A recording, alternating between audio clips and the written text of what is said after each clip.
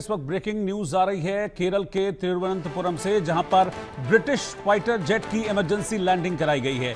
British navy के F-35 fighter jet की emergency landing यहां करानी पड़ी है।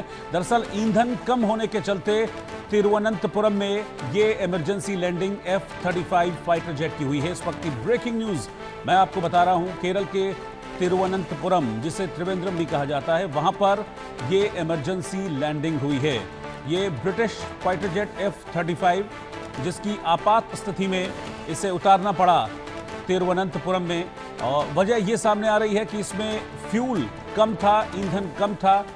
इसी के चलते इमरजेंसी लैंडिंग तिरुवनंतपुरम में कराई गई है। इस वक्त की ब्रेकिंग न्यूज, बड़ी खबर तिरुवनंतपुरम से सामने आ रही है। एक फाइटर जेट की इमरजेंसी लैंडिंग हुई है। अभी ये जानकारी मिल रही है कि F-35 ये फाइटर जेट था जिसकी इमरजेंसी लैंडिंग कराई गई है। संभवतः ये किसी ट्रेनिंग प्रोग्राम में रहा होगा। इस दौरान फ्यूल जब कम दिखा पायलट को, तो उसने इमरजेंसी लैंडिंग की इजाज़त मांगी और फिर इजाज़त मिलने के बाद तिरुवनंतपुरम में F-35 फाइटर जेट की इमरजेंसी लैंडिंग कराई गई है।